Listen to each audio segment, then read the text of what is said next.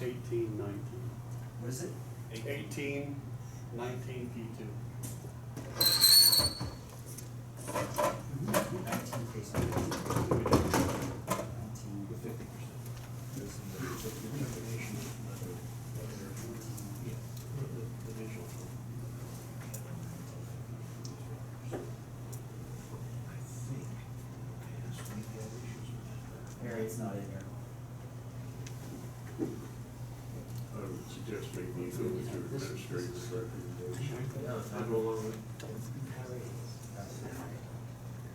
Why don't you start throwing rocks?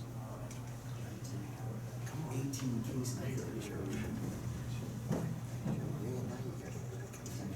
I got it. Do they sit next to each other? Got it. You still have the box. Got it. There's no box.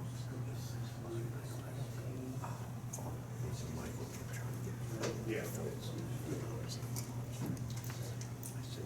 Different situation. there's still time. He said, not even reserve the box back there. He said, okay, good. I'd say that's it right there. There's something simple that's going to Come shake on. you up, throw you Review out and the pleasure other and side. say. I have no idea. Church can.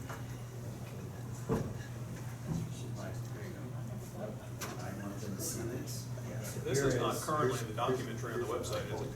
No, this is just fresh intake. This takes a couple days to get out there. Well, this is a You're zone gonna hurt compliance. yourself. This stuff won't make it into the document. Sorry. Okay, so on your screen now, you see the front elevation listed up top, which is facing Montgomery Road.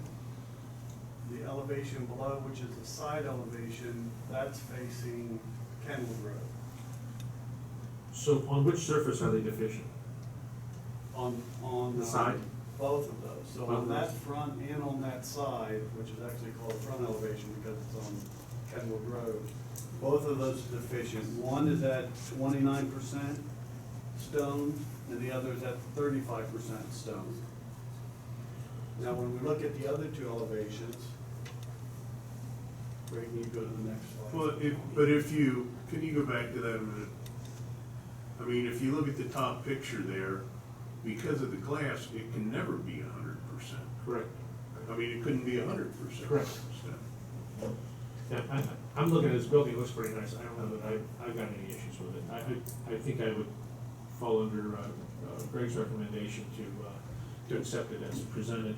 And there's more, they'd be 50% on the backside because there aren't as many windows. I I think they're doing fine. Okay. Okay, do we need a motion? I don't think, I don't think so. unless you want to give Harry specific direction. I would like to have specific directions because it differs from the resolution. So take a motion. I'm not exactly sure what the motion is supposed to say. Should we will allow, we said we will allow, That we will allow a 50% overall, yes, yeah, overall proportion of brick and stone, Stone. of stone? Stone. Okay, I would make a motion that our staff approved a 50% overall ratio of stone on this project. As presented to the trustees. As presented to the trustees in their July 2nd meeting. And I'll second motion is second, any further discussion? Mr. Porter? Mr. LaBarbera? that. Aye. Mr. Connor? Aye. Mr. Weaver? Aye. Okay.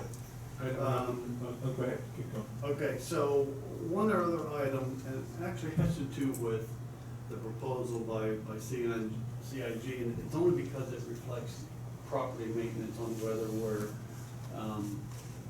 doing our job or not doing our job. And in regards to those properties, we haven't received any new complaints regarding the condition of those properties in the last several years, except for, let's say, 2 weeks ago, we received a complaint from a single resident in regards to the condition of the whole development. So we did actually meet with a representative from the developer late last week. They've started working on everything we gave them a checklist for. We actually had the resident provide an itemized list of what her and her community's concerns were. We gave that list to the developer, and they're working on it, which is kind of refreshing, because we just gave them the list and they're actually doing it versus, creating a confrontational environment on maintaining their property. So they are taking care of those things. But to address the property in general, there hasn't been improvements on that, but the challenge that I've seen is tall bushes, tall grass occasionally, landscape beds not maintained, which we have to take care of it. And reviewing the property, they did have some soffits that need to be painted, a couple gutter boards, the moss and stuff like that, but, and they're gonna take care of those things. So as far as that, that property hasn't seen any type of investments, and reinvestments, and when I talked to the previous owners, you know, it was their grandfather and their uncle who actually built the apartment, and it was paid for a long time ago, and they weren't putting any more money into it, but they would come into compliance with whatever orders we gave them, which was basically just cutting the grass for the most part. That's all I got on planning and zoning update. Okay. I have the Taco Bell site, Eric, Taco Bell, in back of Taco Bell, there's high weeds again, so you might wanna take a look at that. I've talked to Kevin to keep like a running photograph gallery on that, so I will check it out with him and, see what's going on.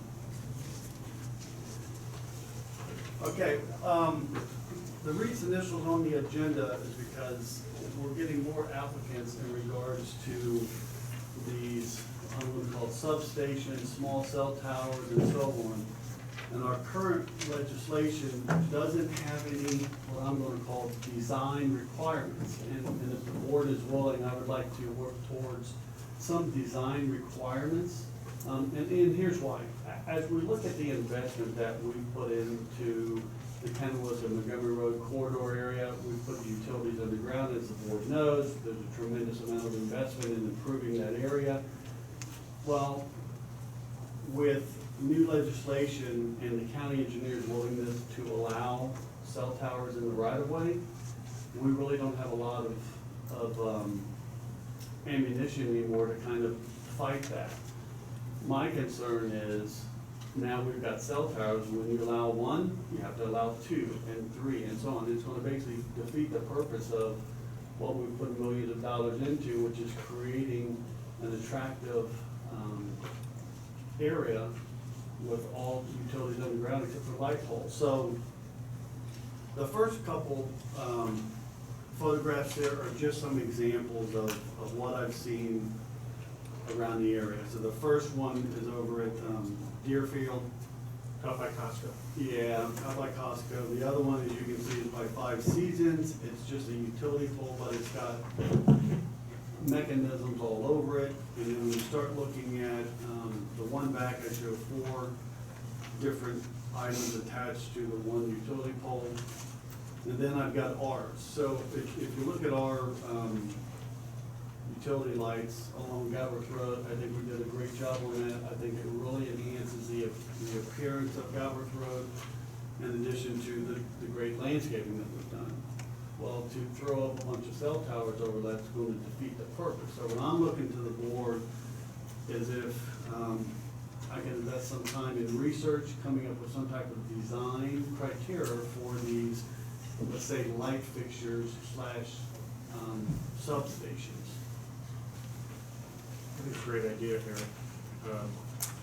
As you say, we've got a lot of money invested in these corridors, and for these people to come in and just dump whatever, it's a bad policy. So, Doug, do we have the ability, we don't have the ability to tell them they can't come, but we do have the ability to set guidelines? I believe that's true. It's been a long time since I looked at this issue.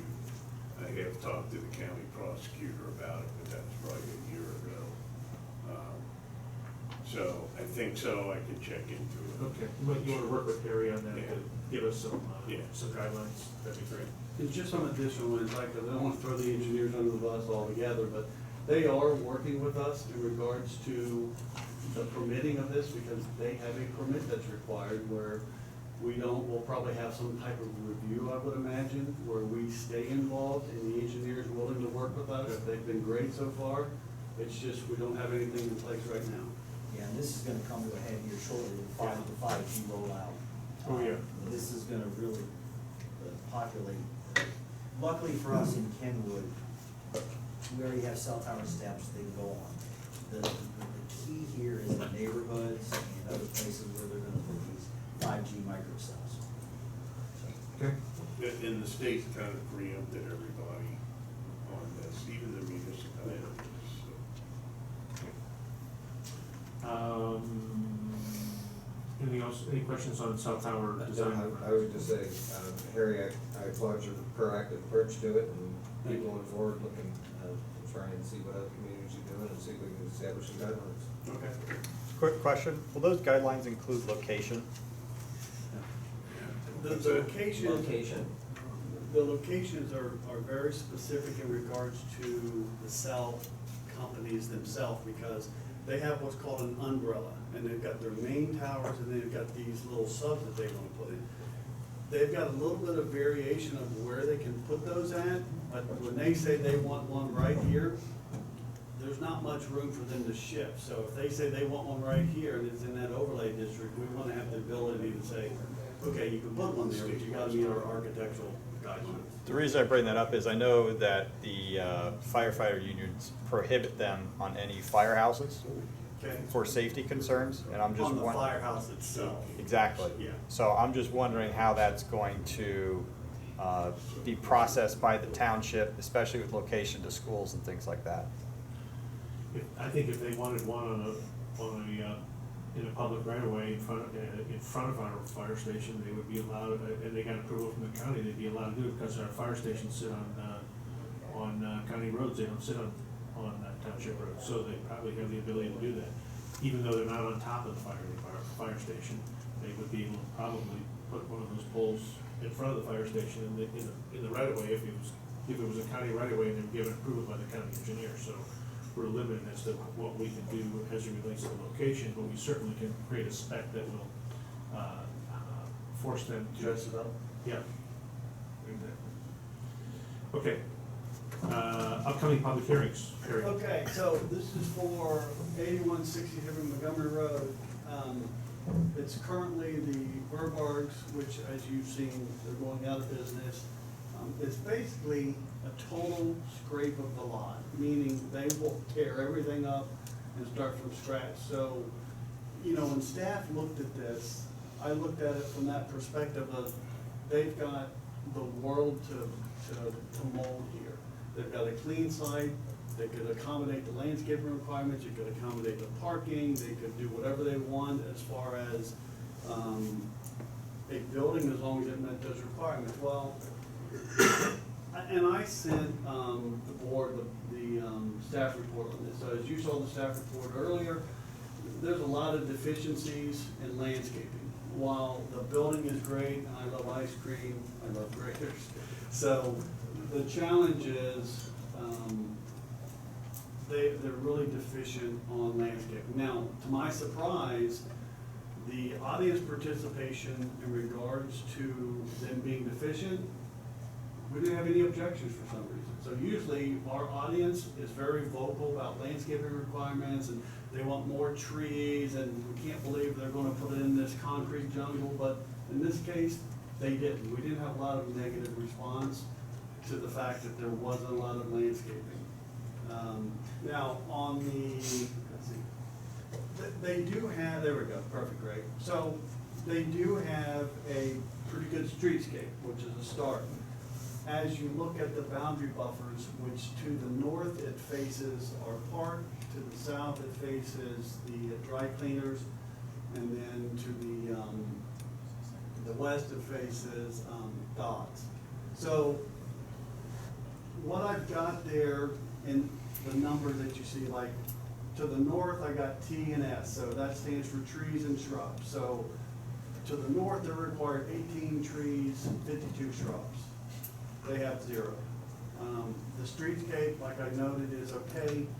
To the south, they're required to have 10 trees and 38 shrubs, and they have 45 shrubs.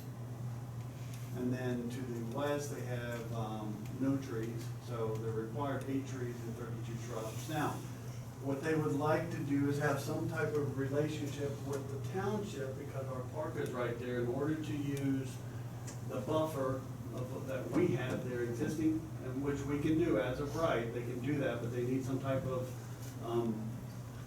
relationship with us. It wouldn't be called an easement agreement, but some type of agreement with us. No, they're gonna use our park. Yeah, they're definitely as gonna their use our buffer. park. And I think it's a, you know, Which, it's a- I think, Harry, that visual there, I mean, as I recall, it's hard to see that building till you get right on top of it on Montgomery Road, the existing Verbarge building, because of our park. It is. Yeah. Yeah, because we've got, yeah, there we go, we've got a lot of mature trees there. And actually, the engineer went out and took an inventory of all the trees and submitted another drawing, but he's still waiting. So, again, I'm just pointing out these things as far as like the boundary buffer, the interior landscaping requirements. It's gonna be, I think, a tough one for the board, because they don't meet those things, and previous audience participation has really been vocal regarding more trees and more shrubs and those type of things. In this case, not so much, but it's all brick. They've done a great job with the architecturals. There we go. Their signage is in line with what they're permitted. One more thing, Greg. Let's go to okay, so there's the main floor plan. They do have a play area, they have a party room, they have the dining room, public restrooms and so on. So